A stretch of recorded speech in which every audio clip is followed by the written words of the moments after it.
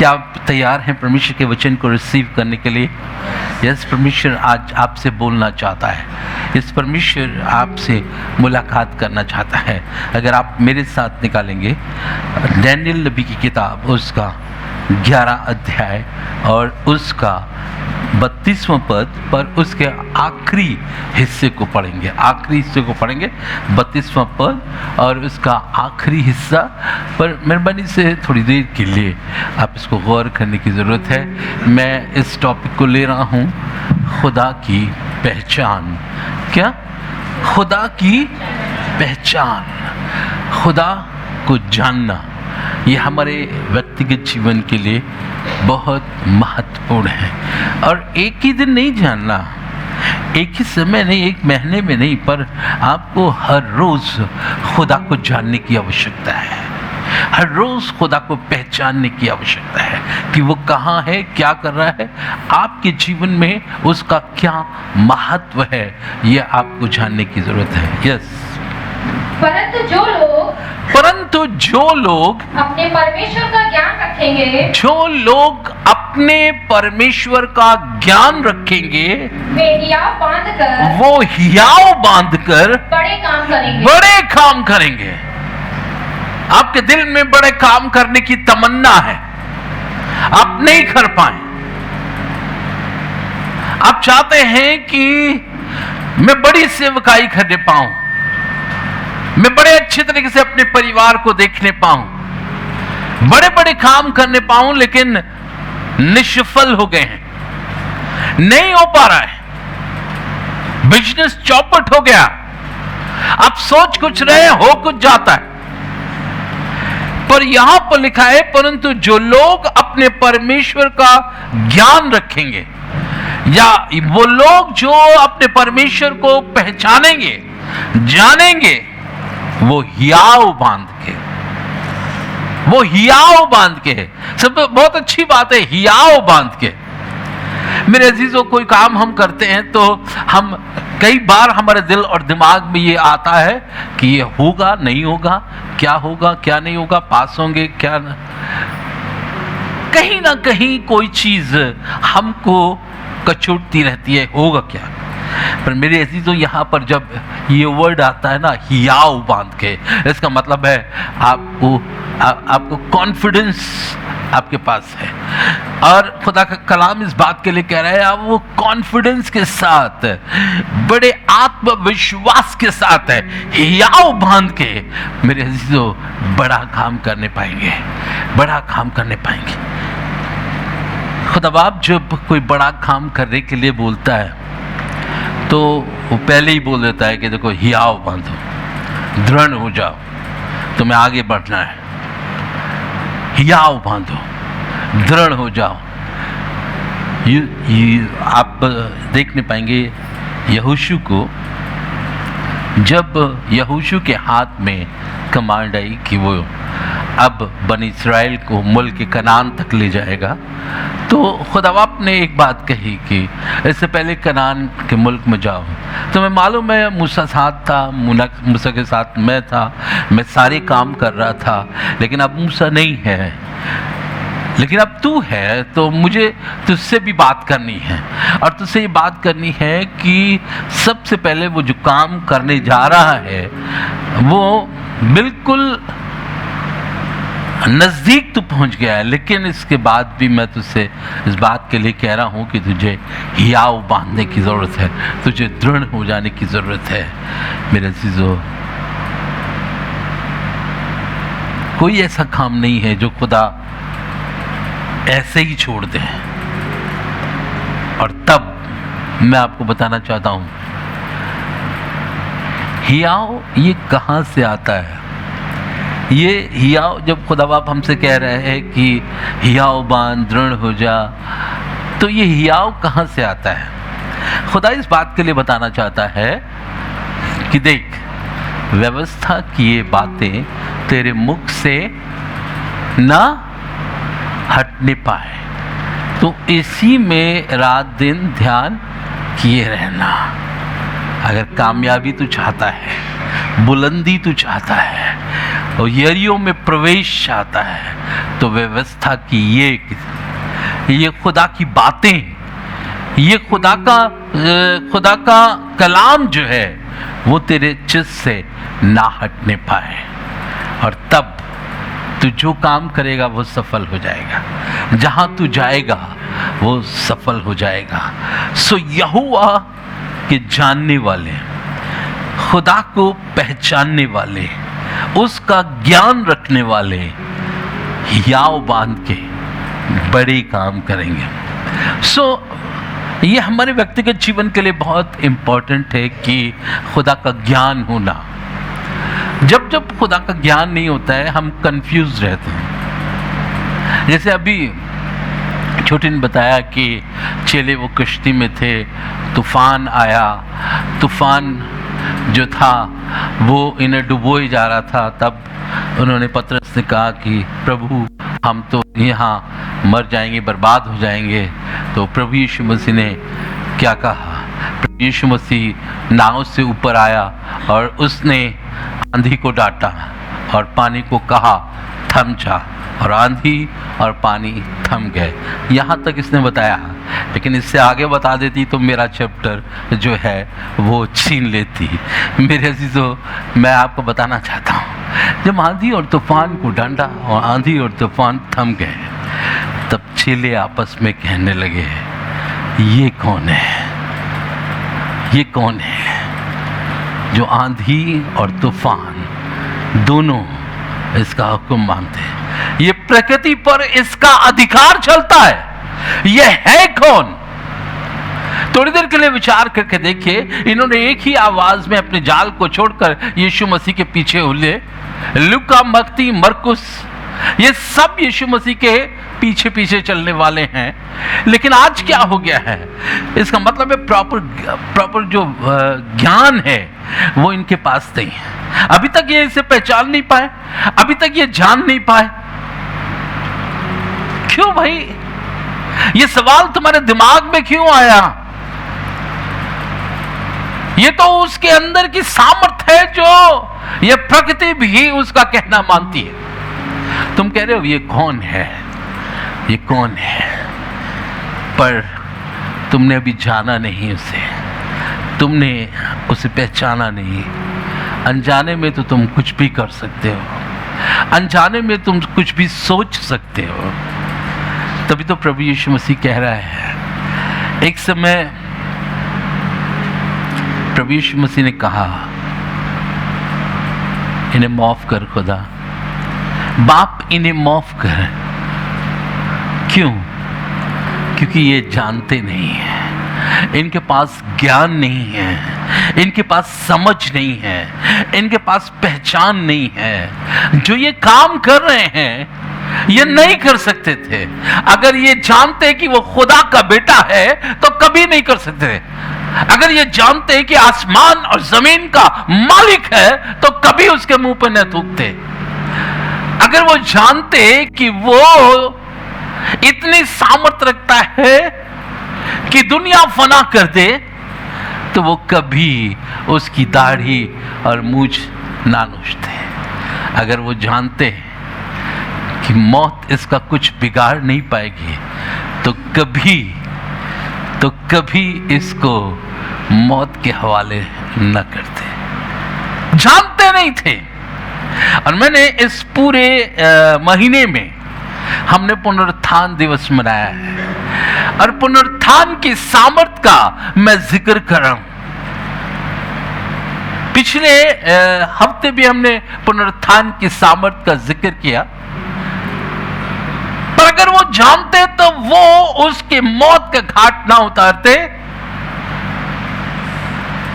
पर उन्होंने उसे मारा, पर उन्होंने उसे कब्र में रख दिया। पर वो पुनरुत्थान है।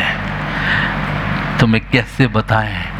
तुम जानते नहीं हो, तुम्हारे पास ज्ञान नहीं है, तुम उसको पहचानते नहीं हो। मार्था, तुझे मालूम नहीं है तू सोच क्या रही है। तू तो यही सोच रही ना कि मेरा भाई ना मरता अगर ये ना होता, ये अगर यहां होता तो मेरा भाई ना मरता। यही तो सोच रही। इससे ज्यादा क्या सोच सकती है? इससे ज्यादा क्या तेरे पास ज्ञान है? मैं तो हर रोज हर वक्त जब भी बैतनिया से होकर गुजरता हूं तो परमेश्वर के वचन का ज्ञान दिया जाता है, परमेश्वर के विषय में बयान किया जाता है, आश्चर्यजनक काम हो रहे हैं। जानते क्यों नहीं जानते? ना जानने का कारण क्या है मार्था का? कोई स्त्री बताए। भाई रामकली ने बहुत सही कहा, क्योंकि वो खाना बनाने में इतना व्यस्त रहती थी, उसको मीटिंग से कोई जरूरत नहीं है। उसको यीशु मसीह आया है, कोई बात नहीं है। यीशु मसीह प्रचार कर रहे, कोई बात नहीं है। बल्कि मार्था के पास, वो यीशु के पास आके शिकायत कर रही, देखिए प्रभु, देखिए मेरी बहन जो मरियम है ना, वो हमारी कोई मदद ही नहीं कर रही, खाना नहीं बना रही। अभी कितने लोग को खाना खिलाना? आज लोग ना जानने का कारण जानते हैं, ना जानने का कारण अपने आप को अपने घर के कामों में व्यस्त कर देते हैं, और खाना बनाने में, लजीज खाना बनाने में, इंसान को खुश करने में, इंसान को की वाहवाही लेने में हम उस यीशु मसीह को नहीं जान पाते हैं। और अगर वो जानती होती तो ये शब्द नहीं कहती कि अगर तू यहां पर होता मेरा भाई न मरता। तो क्या अभी भी जान लो तुम्हारा भाई नहीं मरेगा?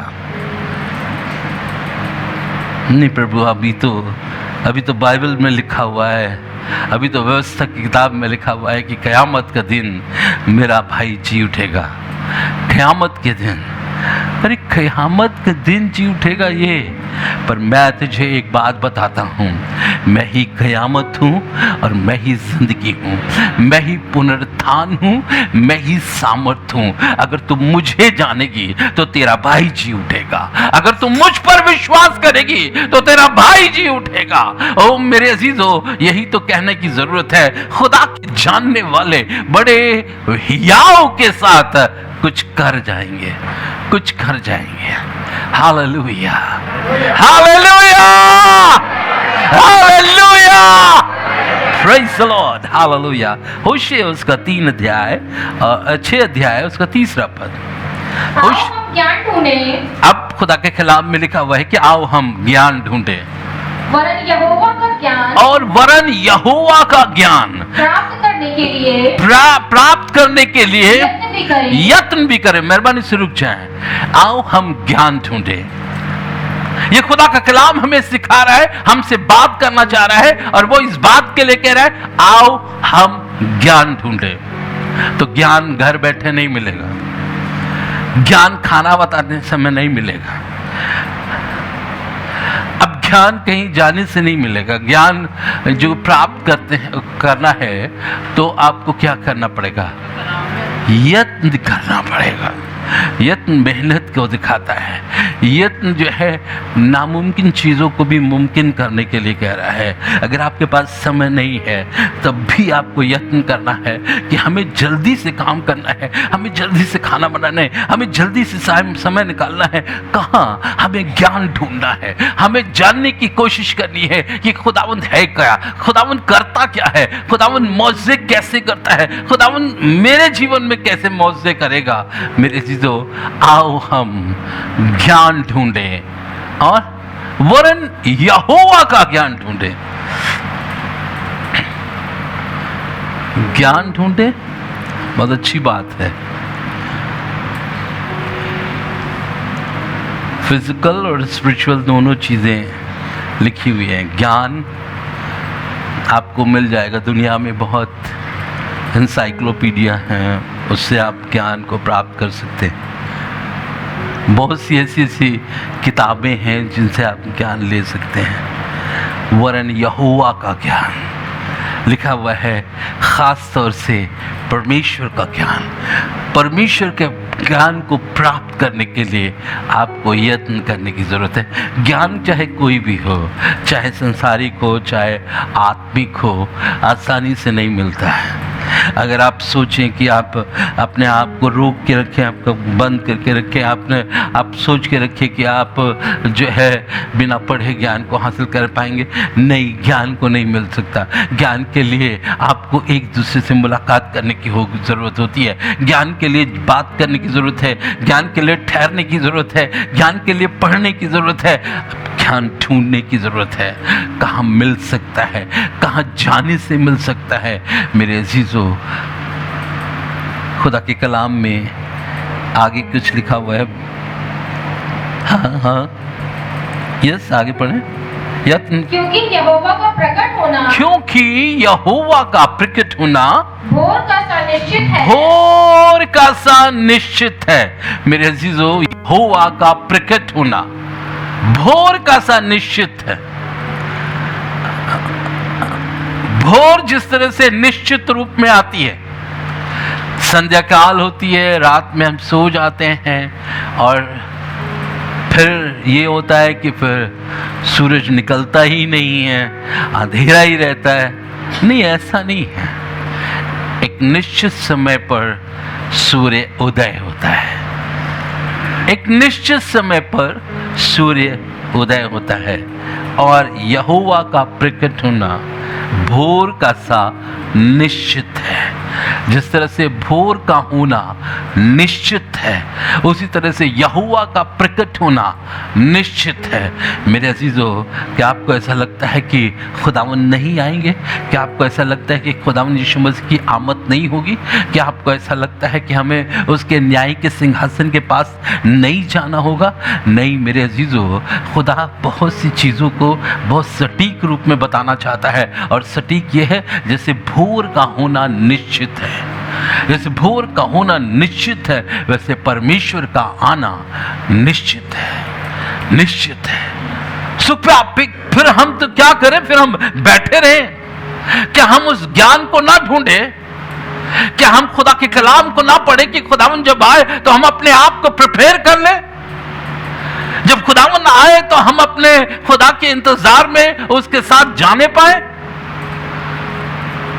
आगे एक और वर्ड लिखा हुआ है, वह वर्षा के समान, वो वर्षा के समान हमारे ऊपर आएगा, हमारे ऊपर आएगा। वर्षा के समान हमारे ऊपर आएगा, और वरन बरसात के अंत की, वरन बरसात के अंत की वर्षा के समान, वर्षा के समान जिससे भूमि सिंचती है, जिससे भूमि सिंचती है। वर्षा के समान हमारे ऊपर आएगा, वर्षा के समान वो प्रकट होगा। वर्षा के समान, जैसे वर्षा, बारिश में अगर बाहर निकले तो आप भीग जाते हैं ना, बिल्कुल बुरी तरह से भीग जाते हैं। हम पूरी तौर से उसे जानने पाएंगे। वो वर्षा के समान आएगा, वरन बरसात की आखिरी बरसात, आखिरी वर्षा के समान। वो आखिरी वर्षा बहुत तेज होती है। आखिरी वर्षा में अब आपको ऐसा लगता है जैसे रिमझिम, जैसे आजकल तो बहुत कम वो होती है, झीसियाँ गिरती हैं। पहले तो बहुत हुआ करता था, हम लोगों ने इसी झीसी में खेला करते थे क्रिकेट वगैरह। मज़ा आती थी क्योंकि वो हल्की हल्की बूंदें पड़ रही हैं और क्रिकेट की पिच बिल्कुल तैयार है, और अब हम लोग खेलने के लिए तैयार। उसमें भीगता नहीं आदमी, पर धीरे धीरे धीरे धीरे उसका पानी जो है हमारे अंदर आता है। देखिए, परमेश्वर ने सुना है ना कि बारिश होने जा रही है। सो वो बारिश जो है इतनी जबरदस्त होती है कि आपको भिगा देगी, आपको तरोताजा कर देगी। मेरे अजीजों, यहोवा का ज्ञान ऐसा ही है, जैसे भोर का प्रकट होना, ओ जैसे बारिश का होना और हमको भिगो देना। जैसे बारिश को पूरी तौर से, आखिरी बारिश को जो पूरी कहीं आप रह नहीं पाएंगे, उस ज्ञान को आपको ढूंढने की जरूरत है, आपको उसका यत्न करने की जरूरत है। क्योंकि लिखा है, परंतु जो लोग अपने परमेश्वर का ज्ञान रखेंगे वो हियाव बांध के, क्या हियाव बांध के बड़े बड़े काम करेंगे। एक मैं आयत पढ़ने लगा तो मुझे बड़ा अजीब सा लगा। अगर आप मेरे साथ निकालेंगे यशायाह उसका 1 अध्याय और उसका 3 पद। यशाया उसका 1 अध्याय और उसका 3 पद। बड़ी अजीब-ओ-गरीब बात लिखी हुई है खुदा के कलाम में। हाँ जी।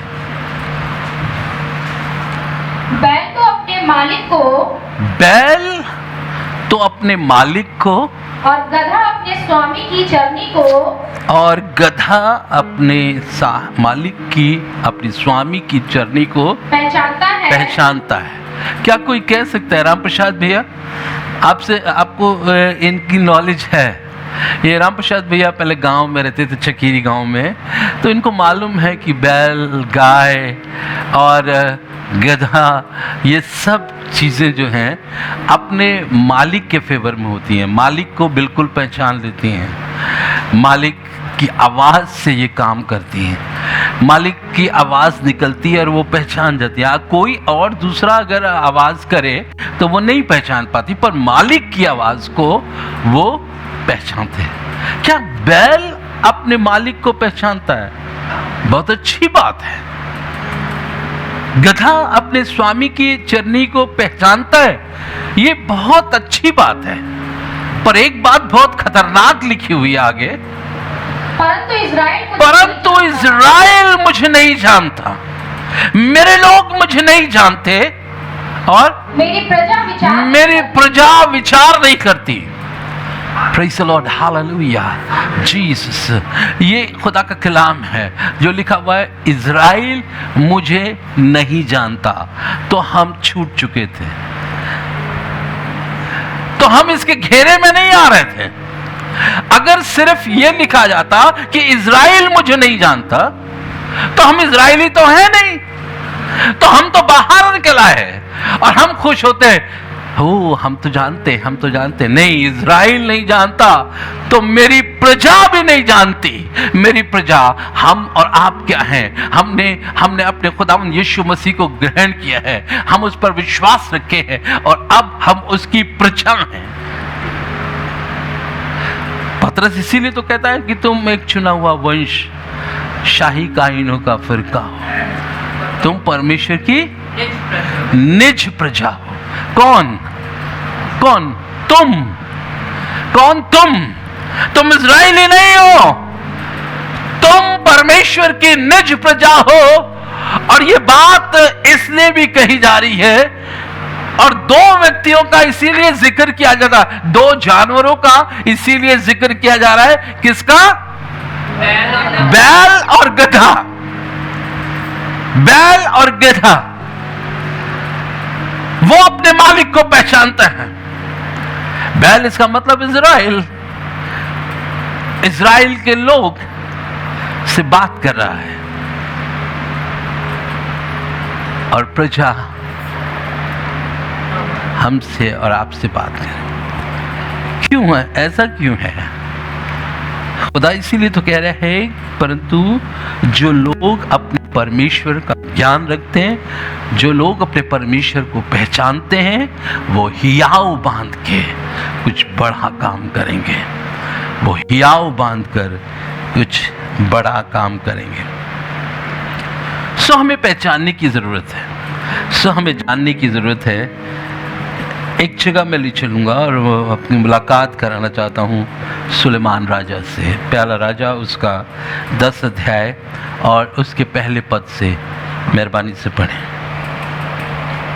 जब शीबा की रानी ने यहोवा के नाम के विषय सुलेमान की कीर्ति सुनी। यहोवा के विषय जब उसकी कीर्ति सुनी, जब उसके विषय में जाना कि सुलेमान ने किस तरह से बुद्धि और ज्ञान और समझ को हासिल किया है, किस तरह से खुदा में बना हुआ है, तो उसकी जब कीर्ति सुनी, उसका नाम सुना, तो क्या किया? तब वो कठिन कठिन प्रश्नों से उसकी परीक्षा करने को चल सकी कि ये फेक तो नहीं है, ऐसे ही ज्ञान तो नहीं रख रहा है। कि कभी कभी हम लोग भी फेक ज्ञान रखते हैं। यीशु मसीह, हाँ यीशु मसीह को जानते हैं, वो सबका प्रभु है। हाँ यीशु मसीह को कभी कभी फेक ज्ञान भी रखते हैं। आप फेक ज्ञान मत रखिए, मतलब आप ऐसा कमजोर ज्ञान नहीं रखिए। जैसे ही आपने कमजोर ज्ञान रखा, जब से आप प्रॉपर आपने ज्ञान नहीं रखा है, तो शैतान आपको फंसा देगा।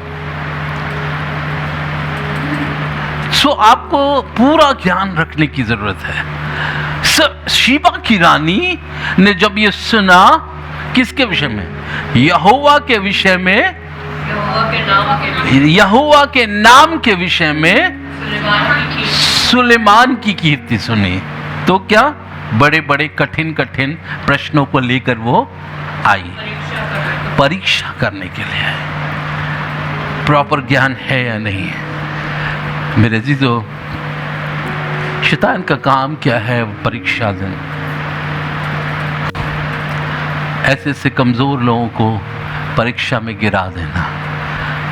उसे मालूम हो गया उसने आदम को गिरा दिया है, गुनाह हो चुका है, और बहुत आसान तरीके से वो इस्तेमाल करता है। आपको पता है शैतान के पास जो सबसे बड़ा हथियार है, अचूक हथियार, वो क्या है जिससे वो हमारे ऊपर प्रहार करता है?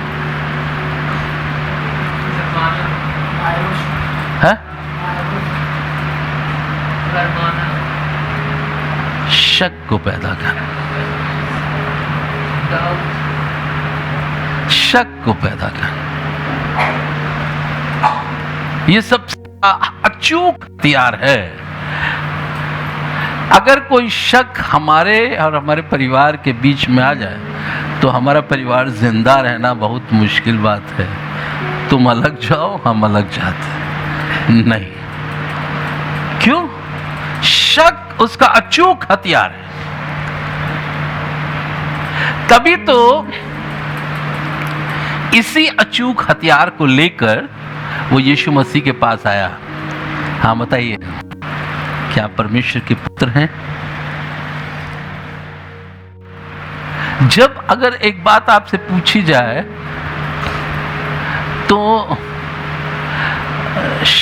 आपको शक लगेगा कि यार ये बोल क्या रहा है, पता नहीं हम अपने खुदावंद यीशु मसीह के बेटे हैं या बेटियां हैं, नहीं हैं, हाँ हैं, क्या है क्या नहीं। वो उसी बीच वो आपको फंसा लेता है। और उसी बीच एक सवाल उसने रखा, अगर आप परमेश्वर के पुत्र हैं तो आप कह दीजिए कि ये पत्थर रोटी बन जाए, क्योंकि परमेश्वर के वचन में लिखा हुआ है।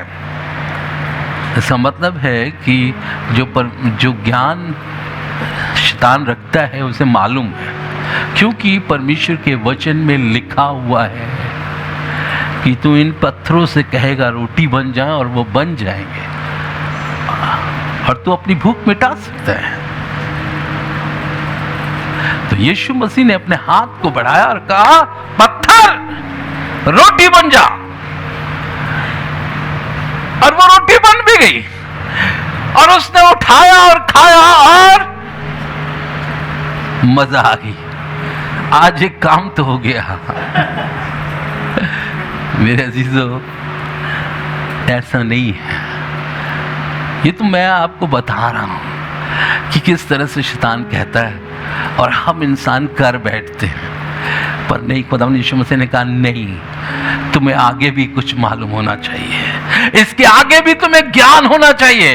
तुम्हारे पास जो ज्ञान है शैतान, वो अधूरा ज्ञान है। तुमने बाइबल तो पढ़ी है पर उस पर मनन नहीं किया है, बाइबल तो पढ़ी है पर उस पर चले नहीं हो। वहां पर यह भी लिखा हुआ है कि मनुष्य सिर्फ रोटी से नहीं वरन हर एक वचन जो परमेश्वर के मुख से निकलता है वो जीवित रहेगा। Hallelujah, hallelujah, praise the Lord, hallelujah. ये है पूरा ज्ञान, ये है पूरा ज्ञान। शीबा की रानी हो गई। हाँ, और आगे पढ़े। वह तो बहुत भारी दल के साथ, वो बहुत भारी दल के साथ मशालों और बहुत सोने और बहुत सोना और मणि से लदे मड़ी से लदे ऊंट साथ लिए हुए यरूशलेम को आई। यरूशलेम को आई। हाँ, और सुलेमान के पास पहुंचकर और सुलेमान के पास पहुंचकर अपने मन की सब बातों के विषय में अपने मन की सब बातों के विषय में उससे बातें करने लगी। अपने मन की सब विषय में उससे बातें करने लगी। टेस्ट हो रहा है, परीक्षा हो रही है, मन की बातें निकल रही हैं, सुलेमान के पास निकल रही हैं। आगे क्या लिखा हुआ है? सुलेमान ने उसके सब प्रश्नों का उत्तर दिया। सुलेमान ने उसके सब प्रश्नों का उत्तर दिया। ये कहां से आ गया मेरे अजीजों? उसने यत्न किया है, उसने खुदा से मांगा है, क्या मुझे बुद्धि दे दे, मुझे समझ दे दे। जब परमेश्वर ने उससे कहा कि तू क्या चाहता है, मैं आपको बताना चाहता हूं, उसने कहा सोना मुझे चाहिए, सोना बहुत जरूरी है, सोना पहनकर मैं बहुत खूबसूरत दिखूंगा, तो मुझे सोना चाहिए, नहीं मुझे चांदी चाहिए। पर उसने ऐसा नहीं कहा। मेरे अजीजों, आपको घबराने की जरूरत नहीं है। उसने ऐसा नहीं कहा सोना तो चलता चला जाएगा, उस पर काई जमा हो जाएगी, पैसा तो पंख लगा के उड़ जाएगा, चांदी जाती रहेगी, मड़ियों से मुझे कोई काम नहीं है। ओ मेरे अजीजों, उसने कहा खुदा मुझे तेरी बुद्धि चाहिए, मुझे तेरा ज्ञान चाहिए, मुझे तेरी समझ चाहिए, मैं तेरी समझ को पाना चाहता हूं। मेरे अजीजों, खुदा ने उसे बुद्धि, ज्ञान और समझ दी। और शीबा की रानी ने एक से एक कठिन सवाल उसके सामने रखे। आगे क्या है?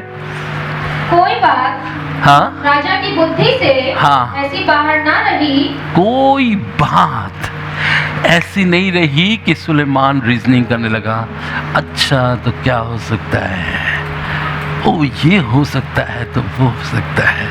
नहीं, कोई बात उसकी बुद्धि से बाहर नहीं आई। इसका मतलब सब कुछ उसने पढ़ा था जो पेपर में आने वाला था, एक एक चीज पढ़ी थी जो पेपर में आने वाली है। और कौन पढ़ा रहा था? उसका टीचर तो खुदा खुद था, उसका टीचर तो खुदा खुद था, और कोई भी बात उसके दिमाग से बाहर नहीं थी। आगे क्या है? जब शीबा की रानी ने सुलेमान की सद्बुद्धि, बुद्धिमानी और उसका बनाया हुआ भवन कैसे उसने बनाया है, कैसे उसने रचा है, हाँ, और उसकी मेज पर का भोजन देखा, उसकी मेज पर का भोजन देखा, और उसके कर्मचारी किस तरह से बैठते हैं, और उसके टहलवे किस रीति खड़े रहते हैं, और कैसे कैसे कपड़े पहने रहते हैं, और उसके पिलाने वाले कैसे हैं, और वह कैसी चढ़ाई है, और वो कैसी चढ़ाई है जिससे वो